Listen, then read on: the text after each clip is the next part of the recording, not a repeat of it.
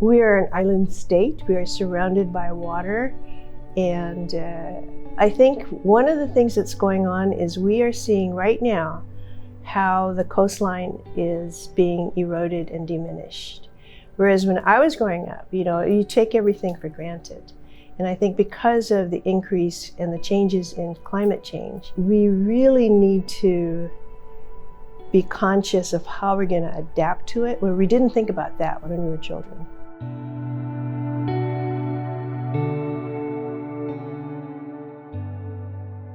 My name is Sam. I'm a resident in Maui for over 20 years. My name is Paia Mantokuji and I'm a senior at Maui High School. My name is Leo Macmillan. First of all, my name is Dieter Bugtong. My name's Noah Munz. I'm 25. I was born and raised here on Maui, so this is a really exciting thing I wanted to be a part of. Climate change is very important, a topic.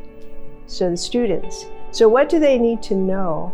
And that's how we put together a toolkit, so that if you could combine what we know now with science, but put it with a technology that will evolve, then we can go ahead and help them develop a toolkit that will eventually become theirs.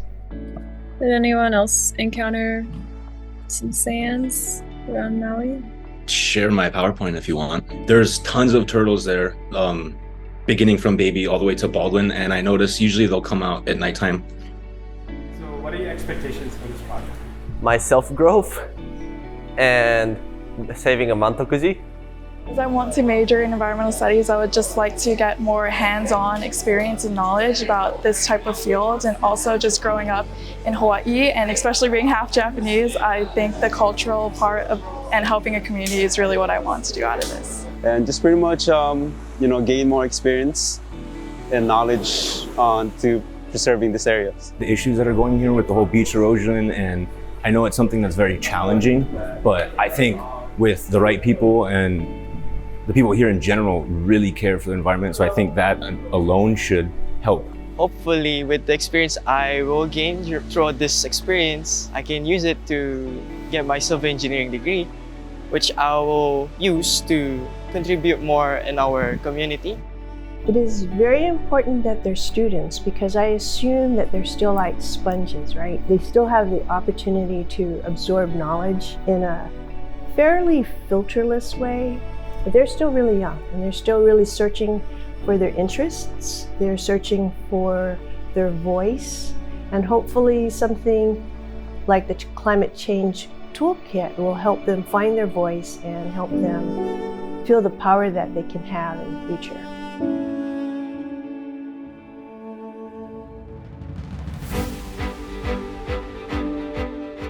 From a purely company project standpoint, I think it gets us more and more into community engagement. We don't just approach things as engineers and scientists, but as people interested in other people. We consider this a pilot project. And what I hope is that the lawmakers, the public agencies look at this and say, we could take this model and use it over here. We could take this model and use it in Waimanalo. We can take this model and use it in Hilo or something. Just take it around the state and have different pods, if you will, of this type of program.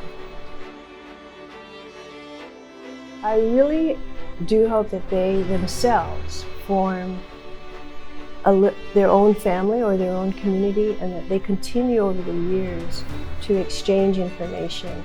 But they also expand their spheres to include their families, other students in the future, and when they have their own children.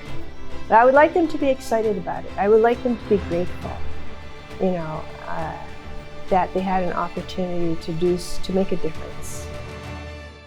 As always, thank you, Oceanit, and the interns, Thank you. the mentors, for all the work you're doing on our behalf. We appreciate it.